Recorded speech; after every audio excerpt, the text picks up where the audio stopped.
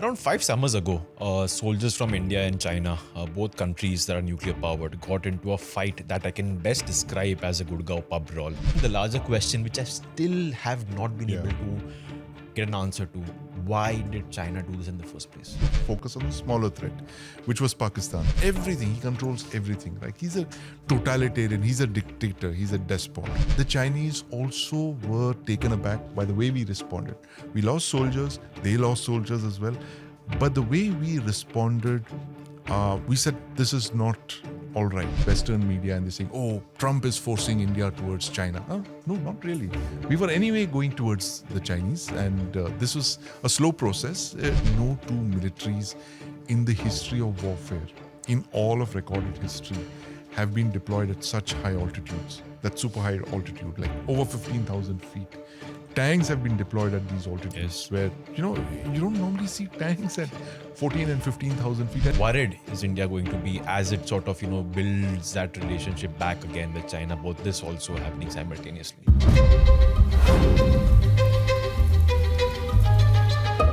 Welcome to Na Defense. Around 5 summers ago, soldiers from India and China, both countries that are nuclear powered, got into a fight that I can best describe as a Gurgaon pub brawl.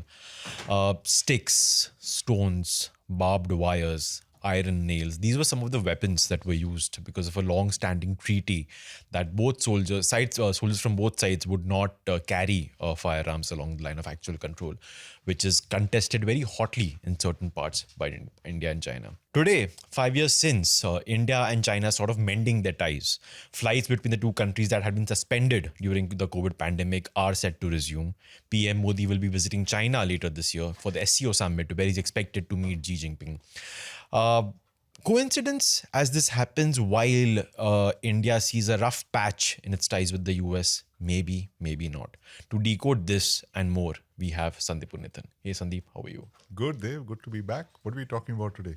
China. China Actually, Sandeep, has been a very big focus area during the first two seasons of Na Defense because of the standoff and because of, I think, something that experts like you, retired military officers have long warned that the Indian government, no matter who's in power, should turn their focus away from Pakistan and look at China. That happened in the last 5 years, actually. The Indian military made a decisive change to its sort of operational capabilities, its readiness to take on China. Sindoor did happen, and we'll discuss that as well. But the shift towards China has happened in the last 5 years. And during this cold period, there was a lot of negotiation that happened between the two sides, between military commanders, between diplomats, and finally we are sort of seeing a thaw. So I don't think what I said at the beginning really holds is really that true when I say that it's not a coincidence. It's happening when you have your ties with Washington sort of a bit frosty. But I think that has sort of played as the accelerant to what had been happening for the last couple of years. Before we get to where we are today and the big question of whether India can truly trust China ever again, let's go back to 5 years ago. Let's go back to that Galwan Valley clash, the deadliest fighting between the two countries since we fought that war. 20 soldiers, including one commanding officer, died. China has formally acknowledged 4 or 5 deaths, but the estimates are far higher. I described the brutal fighting. You had rods wrapped with barbed wire. You had stones being thrown, punches flying. That sort of like the melee fighting, as they call it. That happened between two sides. What was your first reaction when you heard about specifically the Galwan Valley clash? Because the standoff actually had begun a couple of months before. Right. And the clash itself was the result of an Indian unit going to verify that Chinese had pulled back from a particular post that they had said they would, but that did not happen. And then the fight happened, and we know what happened. So your first reaction to that day, the day of the fight, and second, the larger question, which I still have not been able to get an answer to: why did China do this in the first place? Well, Dave, my first reaction to that was Oscar Mike Golf. Oh my God. They finally did it. And, this has been a certain pattern. And, as you said, that and many Indian strategists have said that, including Bharat Karnat, that we were faced with a two-front crisis for at least 6 decades now, ever since the 1962 war. Now we had the choice of focusing on the big threat primarily. That will leave us a lot of spare capacity to face the lesser threat, which is Pakistan. But we chose to do the exact opposite. We focused entirely on the smaller threat, which is Pakistan, and that actually took a lot of energy away, diverted a lot of focus away from the bigger threat, which was China. Now, you have a few far-sighted individuals like George Fernandes, the defense minister, who said China is enemy number one. There were a few voices within the strategic community that did see China coming as the major big threat. But typically these are people who looked in the long-term horizon, 20 years, 30 years from now. So they always painted China as the main threat. And in fact, our nuclear weapons program, Dev, which is, literally the core of our strategic independence, is in response to a Chinese threat. The beginning of it, at least, in the 1960s, as we discussed in one of your episodes, it wasn't so much on Pakistan. The accelerant here was Pakistan, right, in the 80s. But the fact is that the strategic establishment, the political establishment understood China as the major threat. But for various reasons, Pakistan's, state sponsorship of terror, nuclear weapons and all of that, we chose to focus on the smaller threat, which was Pakistan. But somewhere in the 2010s, 2012, the government of the day had already started putting a lot of things in progress. They had started pushing a lot of border infrastructure. There was a lot of awareness in the military about the fact that at the rate of infrastructure built by the Chinese, especially along the LAC, it would be only a matter of time before they would present us with a clear and present kind of, danger. And in fact, here's one of my friends in the strategic community had gone so far as to predict to me somewhere in about 2015 or 16, almost a decade ago. He said, look, and he analyzed it very clinically. He said, China has begun its military modernization. They will end that modernization somewhere in the mid-2020s, which is a decade from now. And he said at that point, China will test us along the borders. Okay. He was very clear in that because it was his job to, look at the future and look at the trajectory of where the two militaries were headed. And he predicted that. Now, the Chinese seem to have advanced that prediction by a couple of years, right? Instead of 2025, late 2020s, they came to about 2020. And that was around the time of COVID. Yes. Now, we don't still know why the Chinese did what they did, which was to mobilize in force. Yeah. But the understanding is that at every level of the Indian government is that this could not have happened without Xi Jinping signing off on it, right? Because the relationship that he had built with Prime Minister Modi, that kind of warm, the exchanges that they had those one-on-one summits first in China, then in India, all of that seemed to suggest that this kind of thing could not have happened but for Xi Jinping's explicit approval. And that possibly has to do with the way we reacted in Doklam very strongly. Very strongly. And they were taken aback and they decided to prepare and kind of, the so-called teach them a lesson, slap them once. So that is where we saw from Doklam what happened in 2016 right down to Doklam was 2017. Yeah. And 3 years later, what they did was they went about it very methodically. They first started this elaborate high altitude exercises. They started doing those quite often in the Tibetan plateau so that we would be kind of lulled into a sense of complacency that every year the Chinese come, they do their exercises and they move back.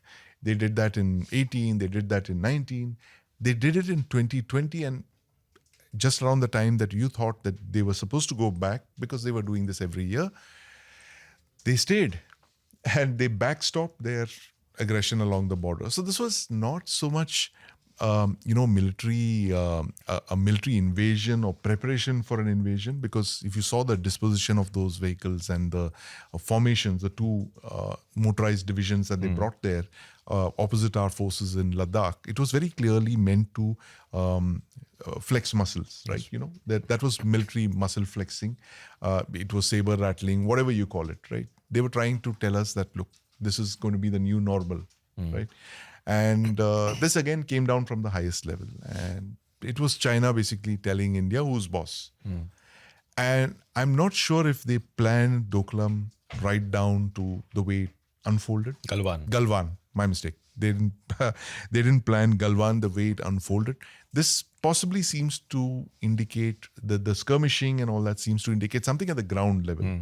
While the larger mobilization of Chinese forces along the LAC, especially at Ladakh, seem to indicate very high level Chinese approval, possibly from Xi Jinping, who's the most powerful Chinese leader, as we know today, since Mao Zedong, right? Or possibly even Deng Xiaoping. But even Deng did not have the kind of sweeping control that Xi Jinping has. He controls everything. He's like the lord of everything. The party, the Central Military Commission, the country, everything. He controls everything. Like he's a totalitarian. He's a dictator. He's a despot.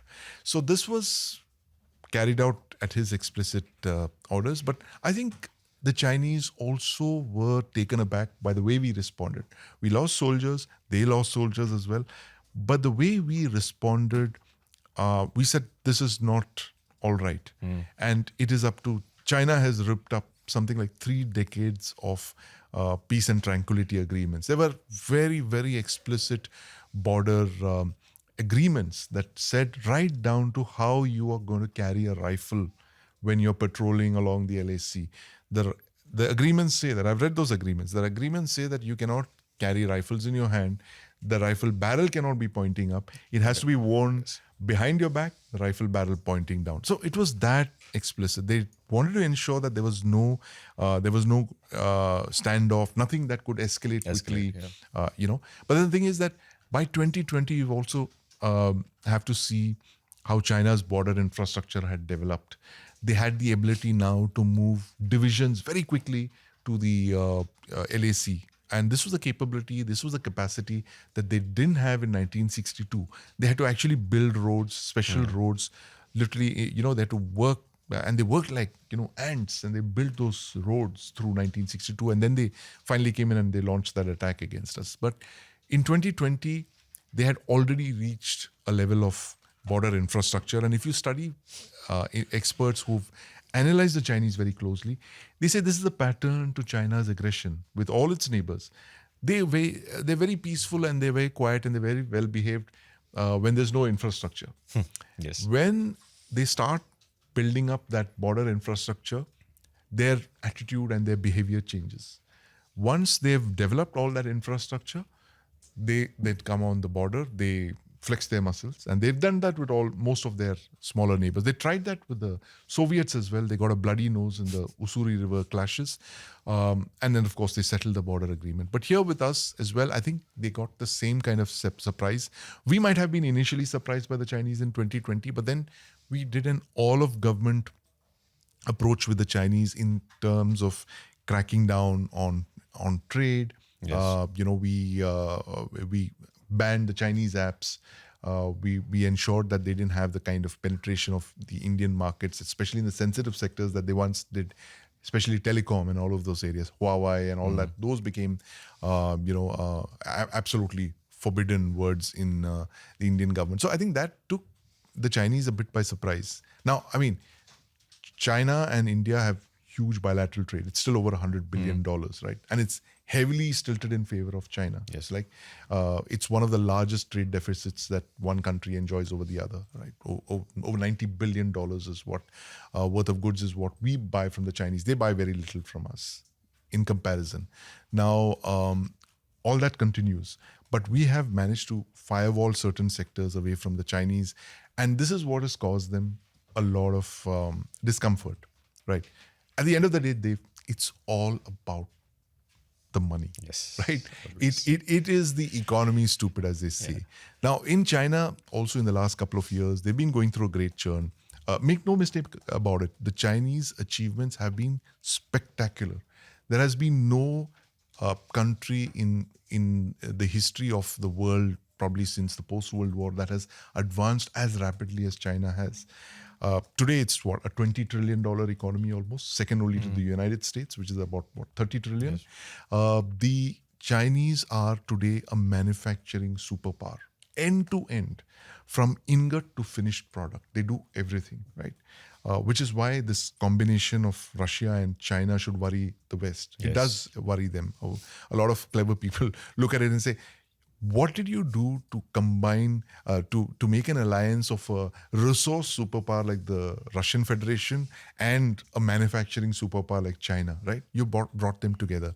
And I'm sure those experts are still asking today, what did you do to make sure that India went running to China and Russia, to make that RIC, Russia, India, China nexus, what the West has feared, come true?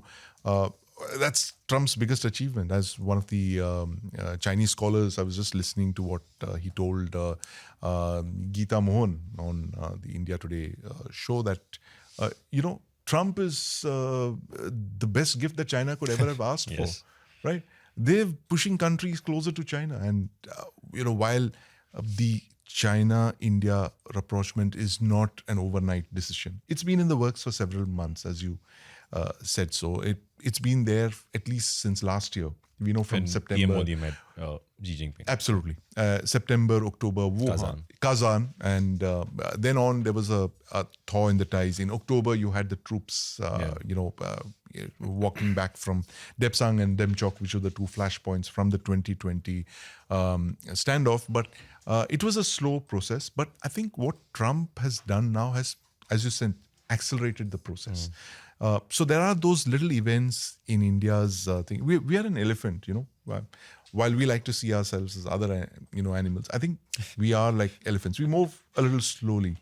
And once in a while, there is that one little thing, that impetus that forces us to go more, rapidly. And usually it's a wake-up call. 1991, economic reforms. My God, we have to pledge our gold. Oh God, open up the economy. 2020, oh my God, Pakistan's not the threat. China's the threat. Oh, we were doing that, do but just like, So it's like, it's impetus. So while you were building on the border infrastructure, you were militarizing, doing all of that. Post 2020, that has accelerated. And the same thing here with the United States as well. We've got a great relationship with Trump, and oh my God, what's Trump doing? Maybe we need to engage with the Chinese a little more. So it's accelerated the process. These things have been in the pipeline for a while. So I mean, I was just looking at the Western media, and they're saying, "Oh, Trump is forcing India towards China." No, not really. We were anyway going towards the Chinese, and this was a slow process. It's just the timing of all of these events, right? Trump doing what he does best, forcing countries to come together, acting like a pirate, literally. The way the United States has been behaving, it reeks of piracy of the days of the 18th century and all that. Might is right and all of that. Shaking up even countries like the UK and Canada and Mexico, even Vietnam. No one's safe, and neither are we. Yeah. It's like one of my colleagues headlined one of his pieces today. Like, Trump has done that brick by brick. Brick by brick, which is the big thing as well, the big worry for the West as well. You don't want 40% of the world to, combine together and who knows, talk about de-dollarization and all of that currency, stuff. New currency. Yes. Yeah. Right. One more quick and small point on the Galwan clash before we sort of zoom out for the larger picture. When a clash like that happens, when 20 soldiers have died, including a commanding officer, which for soldiers in India is like they treat commanding officers as the father of the unit. So and in fact, it was actually, I think what the reporting says is that it was the first stone that was thrown that hit Colonel Santosh Babu, who fell into the river, and that is what triggered pissed off the troops, and that's what triggered the fighting. So regardless of whether China planned this or not, because there's also some reporting that the unit that the Indians were up against was brought in just a day before. So Santosh Babu and the others knew the older unit, but that had been shunted out and a fresh one had been brought in. So there was no rapport between them as such. That could also have played a role in this fight. But when a clash like this happens, obviously your tempers are super high. Yeah. And these are not normal men. These are men trained to fight and men trained with this one single concept, which is an eye for an eye. Yeah. That's how it Yeah. works in the world of military, right? Right. So when that phone went up right to the PMO, Yeah. I'm guessing something must have similarly gone up the chains in China as well. What do you think must it have taken to ensure that no more blood is split on the ground, especially the tactical level? Because while the army chief sitting in Delhi can calmly tell his commander, "Okay, bro, calm down," but at the tactical level, the ground level, the next in command, he would be furious. How do you stop that from? Absolutely. And a good question, Dev. And, this is where, I, for one, actually thought there was going to be an escalated military clash, given how quickly things had spiraled out of control. Soldiers had died, 20 soldiers, the commanding officer killed, and of course, a lot of lives lost on the Chinese side as well. There was a lot of anger, I know, at the field level there, especially in the Northern Command, the 14 Corps, which was, whose area of responsibility this occurred in.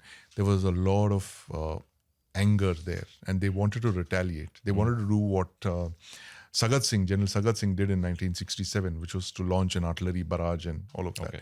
But I think at some level, cooler heads prevailed, and they said, look, maybe, if this happens, then things are going to go out of control, and you are going to have the second India-China war, perhaps. It wouldn't have ended at that. If I'm guessing that if there had been an artillery barrage from our side, there would have been one from the Chinese side as well.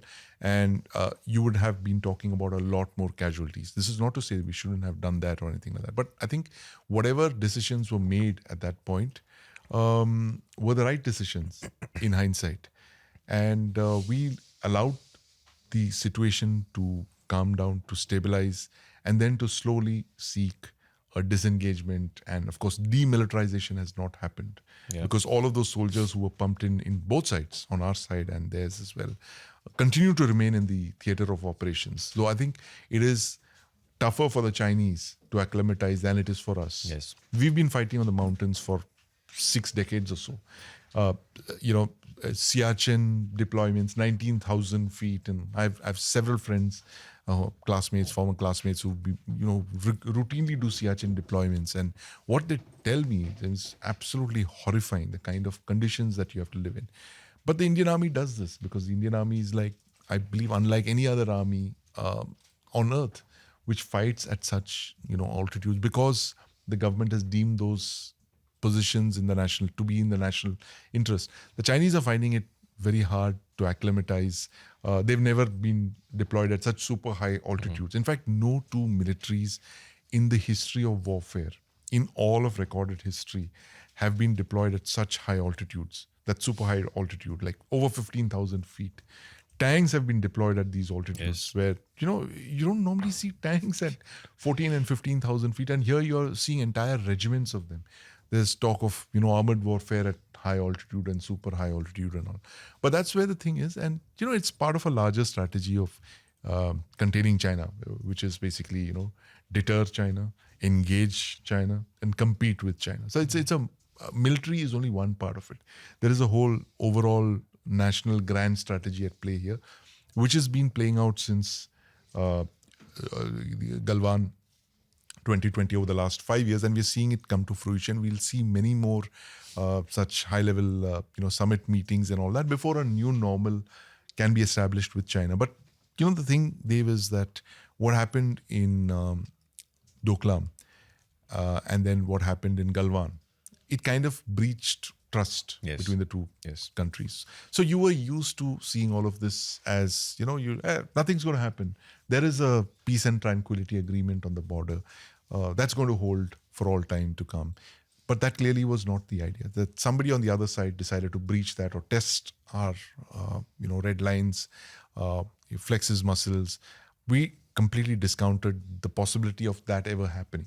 While there were exercises on our side, military exercises, what if the Chinese come in, large formations, divisions, corps, how to handle it. Military exercises have that kind of thing. But these were not done with the presumption that this is going to be there. It is going to be a reality, and it is a reality now. And here we are, 2025, we're facing the Chinese off across the LAC, on multiple points across the LAC. Yeah.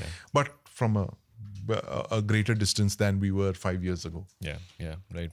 Uh, zooming out a bit to talk about the last 5 years and what India has done militarily. Yeah. Not as much strategically, because that's something that we'll get to in a bit. But and also sort of to take your point forward about India being better at mountain warfare compared to the Chinese.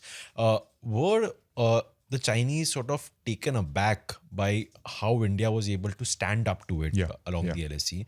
Operations just Snow Leopard, where what we've learned from reporting is that in a surprise move, sort of India occupied certain peaks that gave it access and direct line of sight to certain Chinese units that became suddenly very vulnerable. And they realized, we need to sort of pull back from where we are, otherwise, whatever. And in fact, an interesting nugget, I think the Special Frontier Force, a very highly secretive unit, was involved in Operation Snow Leopard. And this was one of those rare instances where the Indian government formally acknowledged the presence of SSF. And one of the soldiers was given some sort of, I think it was mentioned in dispatches honor. He died in a mine blast. Yes. So anyway, so that was at the very beginning. That was at the very, very beginning. But over the last 5 years, India, with its deployment along the LSE, sure, there were some shortcomings. You suddenly realized, oh my God, you don't have guns, so you have to go to the US to buy rifles. You don't have tents, you don't have winter clothing and stuff like that. So you had them, but not in the numbers that you wanted. Needed, because I think you had 50,000 troops. You had like 3 corps there. Yeah. 3 corps is a lot. It's almost a field army there.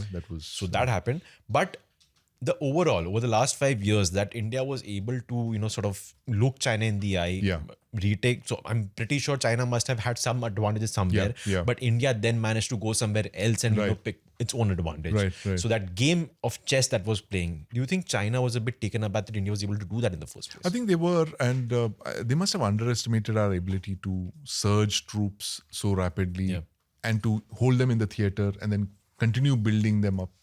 I think that rattled them, and they weren't expecting this. They thought it'd be like like in the past we've seen border standoffs in Depsang or Demchok and all of that. They come, they just muscle, and then they go back. But here we realized that these numbers were very unusual that they brought in. So we also mirrored their deployment, and I think that took them a bit by surprise. And the fact that we pushed in more soldiers, we moved troops from other sectors, we acclimatized them, moved them up. Like I mentioned, at one point there were like 3 corps commanders over there for a brief while. So there was command and control was going to be a big issue, because the 3 corps there was one strike corps that had been moved up there. There was the existing corps, and there'd been a third, elements of a third corps that had been moved up. So it was like a lot of soldiers there. And I think that worried the Chinese quite a bit. And this, I think, would be one of their asks of India, when if there are talks as they are now, is that one is, hey, listen, don't go close to the US, too close to them, and try and gang up with the United States against us. And another thing, of course, would be that don't allow border tensions like this to spill out of control, and don't react this way, that kind of thing. I think that is the sense that I'm getting, that rattled them quite a bit. And they weren't expecting all of these differences that we have on the border to, enter trade and all other aspects of things. We basically shut the Chinese out for 4 years. And now things have kind of been starting to improve as of last year, once they did show their intent to normalize the relationship by going back from Depsang, Demchok, and all. That's when we kind of started slowly normalizing. Now, direct flights have resumed. There's visas are going to be given out. The Mansarovar Yatras have started. There's talk of a trade relationship resuming as well. Investments from China. A lot of big ticket investments were held up. Like, BYD and all of those. They wanted to build cars in India. A very big $1 billion, investment proposal was rejected, and all of that. So China really needs India's market, right? We, of course, need the Chinese investment. They have a lot of spare cash. They have a lot of technology which we need. But that's going to be conditional on a lot of things. Good behavior, market access will be conditional on, keeping the border peaceful, not militarizing, and of course, there is another element, I'm sure, which you're going to talk about, which is the dump truck filled with weapons. Oh, right? yes. Weapons of mass destruction. And that's a big dump truck in the room as well. Jump track, yes, definitely. Right. We'll talk more about this, but after a quick break. See, it's again, what was the need of that time? You have to understand that. Right. The Ambassador and the Fiat were already there. There were other cars also.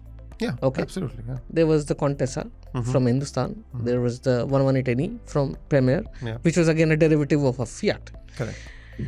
Where these two brands failed was to give the confidence to the owners to go anywhere possible without fear. Absolutely.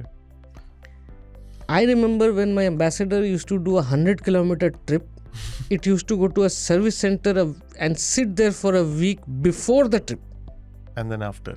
and then after, Yeah. right? When the Maruti came, you could just get into the car, turn key, go. Go wherever you want to. Welcome back. Sandeep, before the break, you mentioned about how China wants India's market and US wants India's market. Yeah. I was just thinking, like, so much for us being a dead economy, according to President Trump, right? With everyone wanting access to our market. Yeah. Right. So on the point of China, so we've talked about what happened in Galwan. That was that one flashpoint, and that just made headlines. I mean, Yes. the larger issue was obviously much, much larger. I remember that many defense journalists, people like you, consistently kept saying that people in mainland India don't realize how fragile the situation was at several Yeah, points, and it was like a warlike situation when Yes. you say a warlike situation, Yeah. and that's something that was reflected, I think, even in several army chief statements, military chiefs, anyone statements that things are stable but they're fragile. Things are stable but they're fragile. That was the comment for the longest time. Until Everyone was you- on hair trigger alert, Yeah, hair literally. trigger You had, troops moving around with first line ammunition. And I've seen them myself. I mean, the trip that I made shortly after Galwan to Ladakh was very eye-opening. And, I saw a lot of soldiers there. And, I was talking to one of the commanders there, and he said, this is something the Indian Army does really well, which is to flood an area with soldiers, so many of them. So it's like, earlier where you had battalions, you had brigades. And where you had brigades, you had divisions. And where you had divisions, you had corps. So the whole place was flooded with the military. And the Indian Army was all over there. And I think that was something that we did very quickly. My father was there instantly a couple of years back. He had gone there on a tourist thing. I mean, an ex-serviceman, so he'd traveled there, and he'd gone there when he was much younger. And he came back. He went to base camp Siachen, and he came back like, my God. I said, Dad, there's soldiers everywhere. There's like, I've come into like the middle of a world war or something. He says that, forward air bases were activated. There were soldiers. There were convoys going up and down. And I said, what do you expect? That's 2021, right?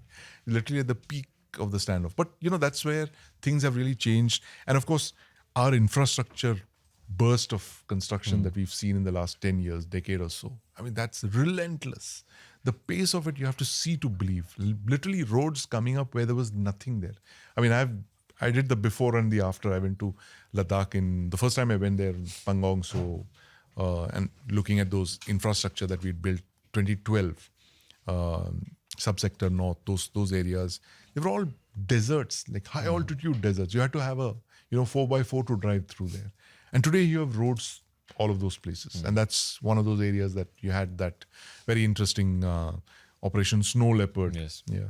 They used a brigade plus special forces. So it was, like you mentioned, SFF was, publicly acknowledged for the first time by the government of India. Basically telling the Chinese that, look, there are a lot of these capabilities that we have that we would push in if push comes to shove.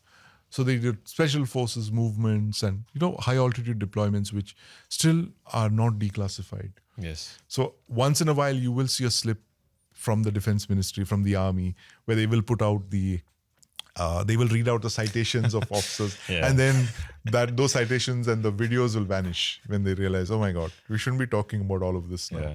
So one of the former chiefs did try to write his memoirs, Yes. and he's having a hard time Publishing getting it published, because I see where the government is coming from, because see, anything in a live border situation where you're still negotiating border thing, true. you don't want your accounts or your reports or your thing to be weaponized by the other side. Yeah. Because we are a democracy. Everybody writes, says what they want to. The opposite side, they're not. So they will thrive on the information that you provide them. I mean, look at how clinically we provided the lists of our brave soldiers who died in Galwan.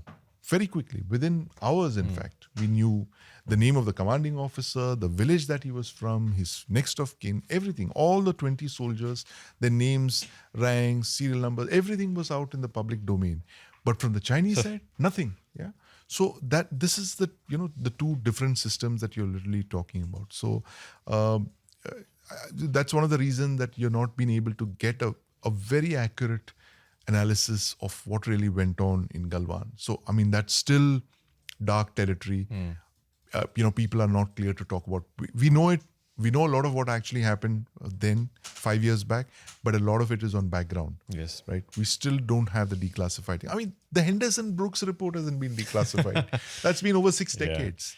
And that is partly, Dave, because of this, that there are certain segments in that which the government feels you will give your adversary another position and will say, look, your report says so and so. But, I say that as a mature democracy, it's time to release that report, redact portions of it, look through portions of which could be used today in the Henderson-Brooks report, blank out those portions and say these parts have been redacted, they will be released only 50 years hence or whatever. Yeah. But release the large parts of the thing. That's how mature democracies should be, I guess, at some point. But I don't think anyone wants to bell the cat just yet. You know, take the responsibility for what follows. Yeah. But that's, India, China for you. And the bigger thing with China, Dave, is, we've discussed this on your show before, is that we've never dealt with a superpower on our borders. Yeah, I think the last Indian kingdom or empire that did that was the Sikh Empire. Maharaja Ranjit Singh, that looked at the East India Company on their borders and they realized, my God, these guys have captured so much territory that sooner or later they're going to come for us.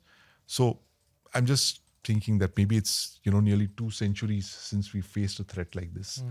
A big manufacturing powerhouse, which is not just an economic powerhouse, but it's a military powerhouse as well, which aims to be a peer competitor of the United States and at some point displace the United States as well in world affairs. So we have that country on our border, on the LAC. And I don't know how many of us actually realize how significant a threat that is. Yeah. Right? This big, huge superpower or potential superpower. I should say they're not a superpower yet. They want to be. They're getting there. Economically, they are a superpower. Militarily, they're close to being a near peer competitor to the United States.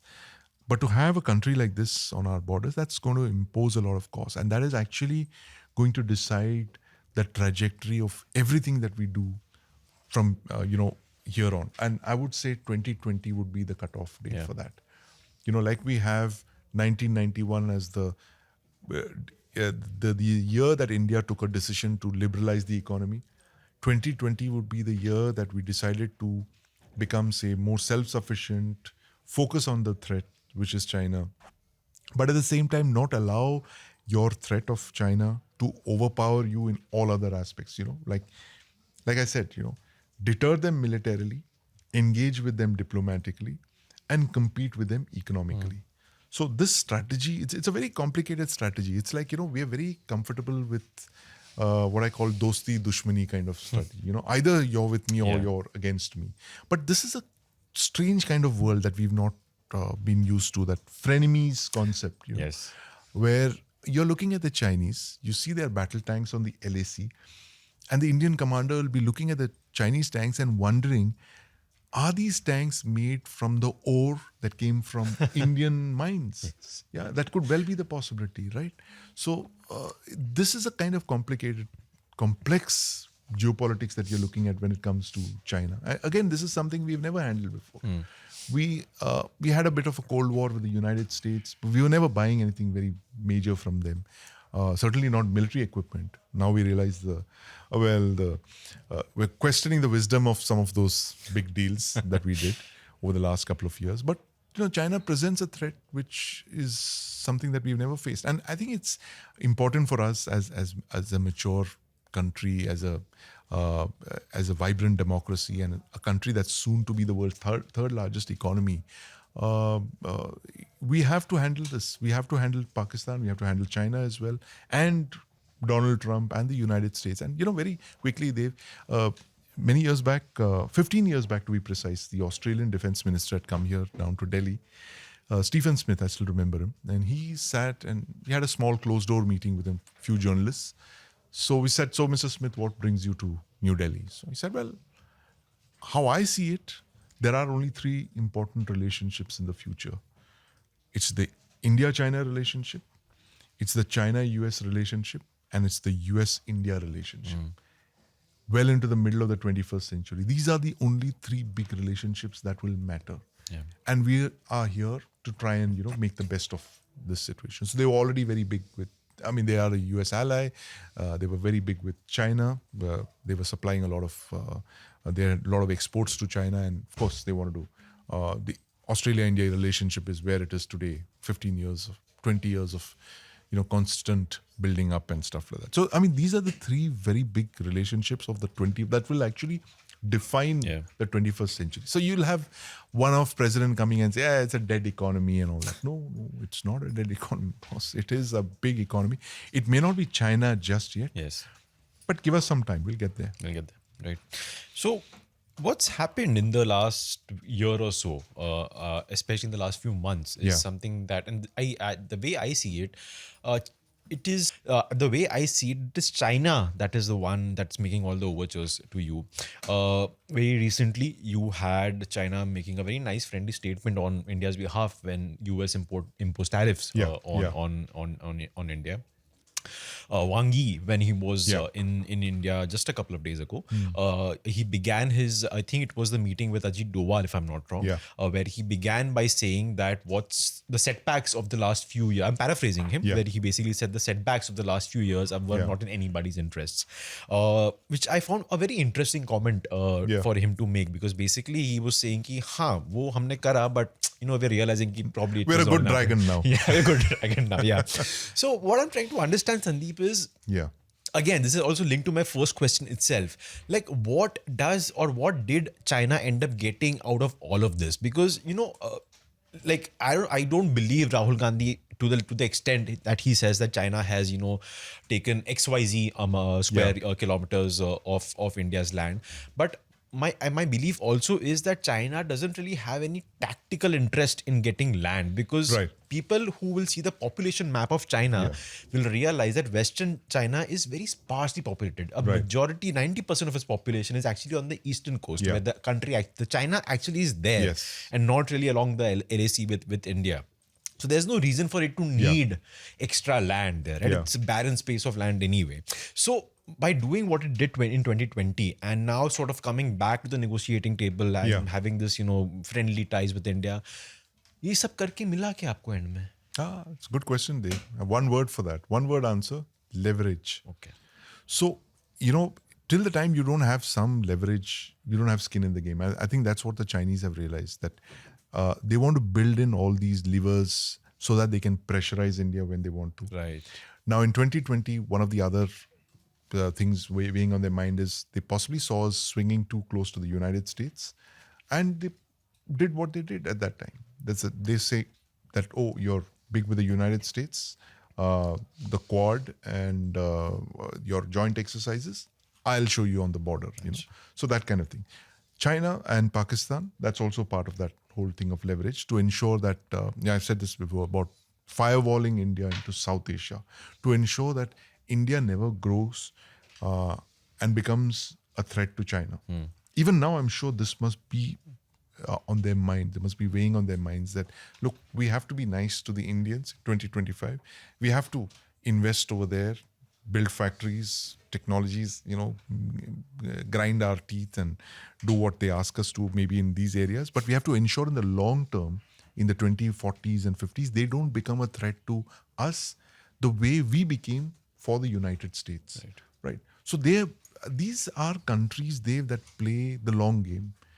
We've started doing that only recently. When you're looking at goals that 2047, 2035, those kind of goals were never set before. The Chinese have always been doing that. And when this person who's never got the kind of credit that he's given for, Deng Xiaoping, he's actually the father of modern China. Okay. Everyone looks at China and they think Mao Zedong. Mao was a tyrant, he was an idiot, right? He killed the maximum number of Chinese. But for him, it was okay. China had to become a great nation, even on the backs of 40 or 50 million dead Chinese.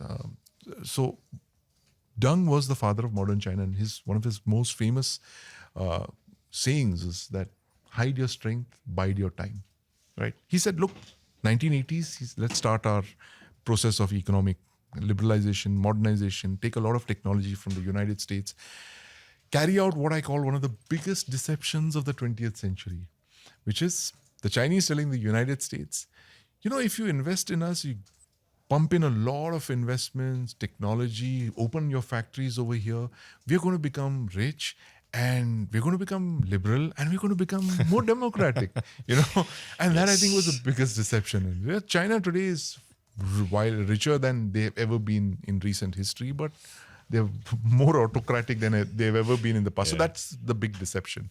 And the US got played. And you see the writings that have come out from the United States in the last couple of years from their geopolitical guys and thinkers and all. They say, hey, guys, we got played. We thought you guys were going to be democracies and, you're going to have McDonald's and we can all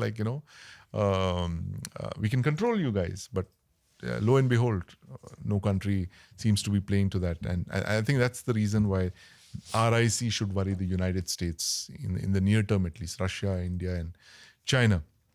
But I mean, of course, this is not discounting. And I always say that, never discount our relationship with the United States. It is too big, it is too important. And it is, they're our biggest trading partner. They're simply too big to ignore. We have to draw our red lines and we have to tell them that, look, this is not how you do it. And we have to keep calm and carry on. Bide the time, basically. Bide your strength, bide your time, hide your strength. And that's what how the Chinese did it. Yes. And I think that's the way that we should also be playing it. And I think we're doing a good job of it so far. I think we should, play it, but not go easy on economic liberalization and go to sleep and, make it so hard for your Indian businessmen to do business. I was just looking at some stats recently. True. How many permissions it takes for a Chinese exporter to send out a container out of China, right? A container brings money, foreign exchange. 2 permissions. In India, 2 forms. You just have to fill 2 forms. In India, it's 12 forms. And even that would be insufficient. I'm sure that we got to that 10 or 12 forms after great reform. Exactly. Yeah. Ease of doing business and all. So we have to compete with the Chinese. There's no 2 ways about it. Because, I mean, it's now or never. Yeah. Right. So the elephant in the room, or should I say the dumpster in the room. The dump truck filled with weapons of mass destruction. Yeah, it's a fact. So you had China backing Pakistan militarily during Operation Sindoor. Yeah. This is again on background. This is the Indian military's post-Operation Sindoor analysis of what have they done. We don't know exactly how, but I think in form of certain helping them with some radar information, with some sort of everything, information about C4ISR. Exactly. I mean, in short, China was to Pakistan what NATO was to Ukraine. In that short span of 4 days or so. I mean, a lot of geospatial intelligence went to them. They were using Chinese networks and, of course, the hardware, the missiles. But must add, all the Chinese missiles, all the hardware, all the submarines, all the armored cars, all the tanks could not prevent what happened on the 10th of May. Right? that barrage of missiles. Your air defense radars were holed. Your anti-missile missiles were taken down. Your fighter jets could not fly. Your airfields were destroyed. All of that, despite all the Chinese hardware. So I mean, the thing is that, look, we should have known this all along. Pakistan was never a conventional threat for us. We should have always focused on China, because the kind of capabilities, the capacities that we would have built to tackle China militarily, even along the line of actual control, would have been sufficient to tackle Pakistan. Exactly. Yeah. So to sort of take that forward, how much of worry would India be under about this China-Pakistan tango going forward, seeing that it's already happened once in some form, and that that mythical two-front war, an actual two-front war, where you have both the fronts actually hot fighting happening. Whether you're fighting with Pakistan on one side and then you have China opening a front, and I was actually in fact surprised that very, very surprised that India and Pakistan managed to reach that agreement to follow the ceasefire when the standoff with China was happening, because I thought that was a perfect opportunity, strategically speaking.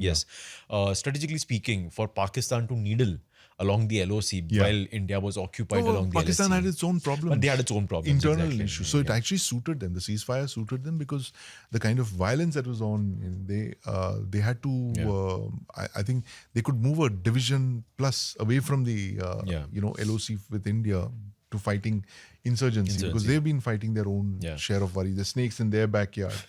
Right. So that's a big problem. As well, by the way. Yeah. So, but I think that was then luck perhaps on your side. So, how worried is India going to be as it sort of, builds that relationship back again with China, both this also happening simultaneously? It is a huge worry, Dev, and it's always been in the last 5 or 6 decades. It's been an accelerated worry post the fall of the Soviet Union, which was our backer militarily, diplomatically, all of that. We lost that backer. It's come back somewhat with the Russian Federation, but not quite. I mean, Russia is not the superpower the former Soviet Union was. So that also explains why we kind of moved towards the United States to kind of counterbalance a rising aggressive China. So this is what we're doing here again with the United States, with the Russian Federation.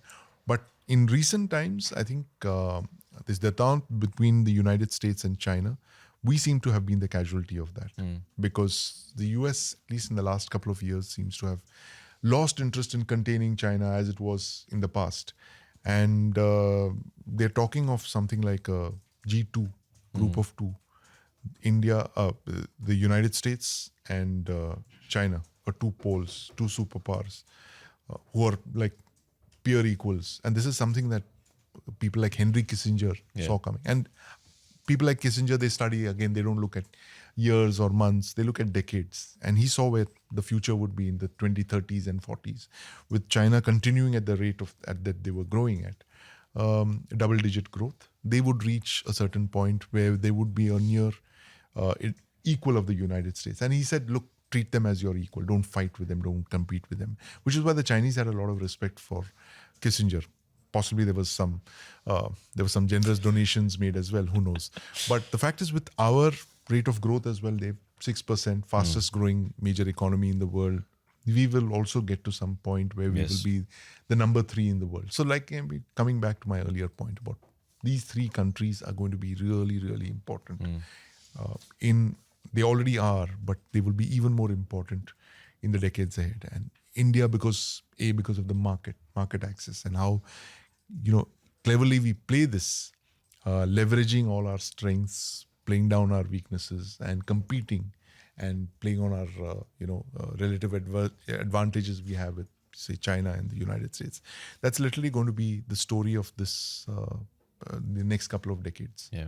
Right. Last point, and this one comes from generative AI actually. I fed in the points I had written down for us to talk about. What do you use the Chinese AI? No. Not Chinese. Not DeepSeek. Not DeepSeek. No. Yeah. This was ChatGPT actually. Okay. So I give it the points that I had noted down for us to talk about, and I said, "Is there anything that you'd like to ask Sandeep?" So yeah, there's a question. It's a very interesting one because it goes to the core that you also referred to earlier, the question of trust. So the way AI has done it. So you had the Panchsheel Agreement in 1954. Yeah. Then you had the 62 War.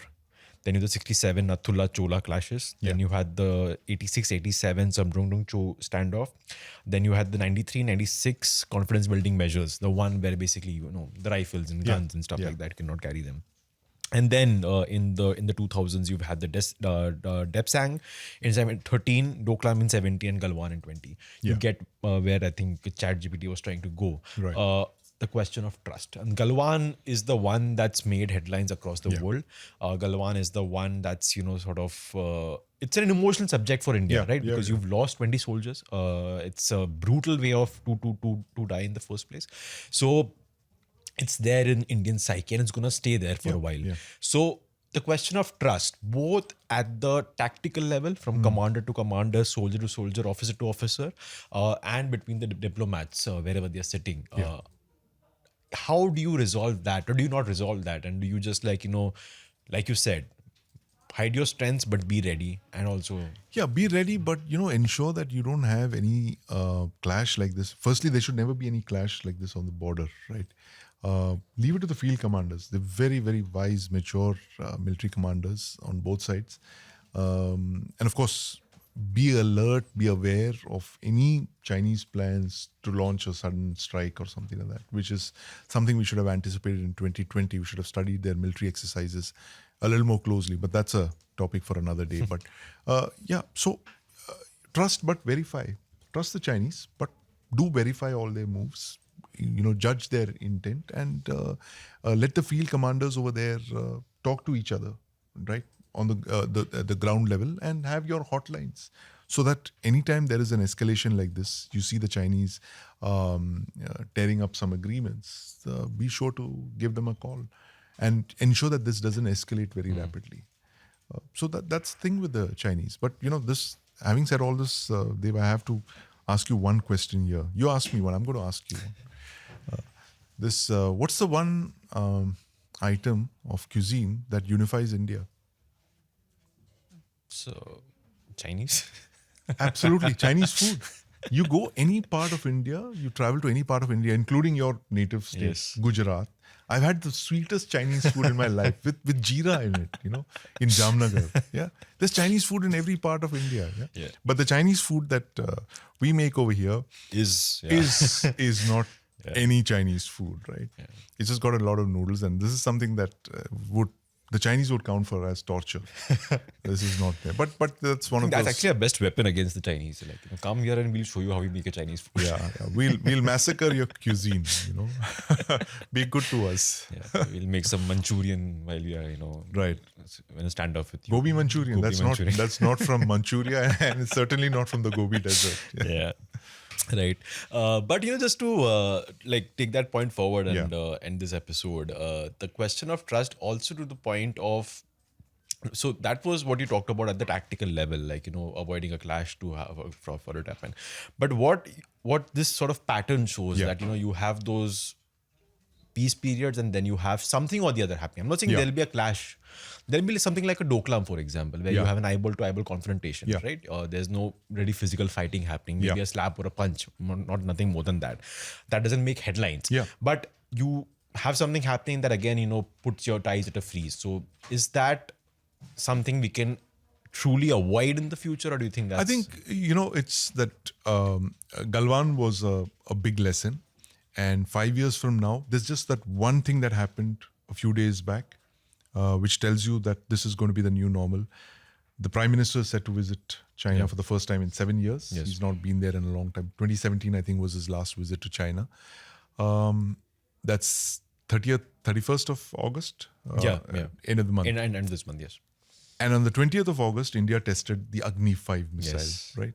So, signaling. So, this is the new normal, I think. That, listen, we've got our strategic stuff all worked out. So, this is not going to be the India of the past where oh, it's going to be, love and fresh air, and we trust everything that the Chinese tell us or, do with us, or we trust all those handshakes and those hugs and all of that. But this time it's going to be different.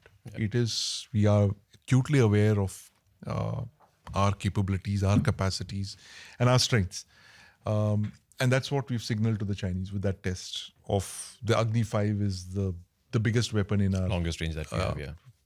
5,000 kilometers plus, brings all of China under range. Yeah. So it's signaling, and this is something I wouldn't have seen in the past before a prime minister's visit to China. I would never see India testing the longest range missile in its inventory. So this is India signaling this is going to be the new normal. And I think the Chinese understand as well. Yeah.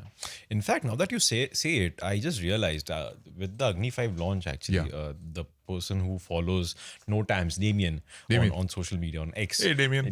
Yeah. We're following you. We do. So he put out a very interesting thread where he basically said that the NOTAM, which is basically a notice issued to airmen to avoid a particular airspace because there's potentially a missile launch happening. I mean, India never says it's a missile launch, but that's how people interpret it. Yeah, we interpret it. So the max length that they were asked to avoid kept increasing with 3 NOTAMs. So first it was something, then it was something, and then it reached almost 5,000 kilometers, which, like you said, brings China under Agni 5G. So I didn't think of it back then, but now that you say it, pure messaging. I mean, the missile would not even have maybe flown that far, by the way. NOTAM could have been just there to just sort of say. It's a NOTAM. Who knows how far it flew? I mean, we just said that we tested the missile and we've put out a range indicating it's the full spectrum of the full range of the missile. And of course, there would be Chinese spy ships there tracking the missile as it flew. But yeah, this was message. And as Damien pointed out, the range, the NOTAM kept increasing and going deeper and deeper into the Bay of Bengal. And it's like, so when it started, we were saying that it was Agni 1 or Agni 2 or something like that. And and then by the end of it, it was no doubt in my mind, it was Agni 5. I had a small thing, possibly an Agni 6, but that doesn't seem to be ready for testing yet, at least. That's what the statement suggests. Right, cool. We'll end it there then. Thanks, Sandeep. Fantastic chat as always. Had lots of fun. Thanks very much, Dev. And thanks to all our listeners and viewers as well. That's it for this week's Defense Dose. For more, tune in next week. Till then, stay safe and do not cross any boundaries without a passport. Bye-bye.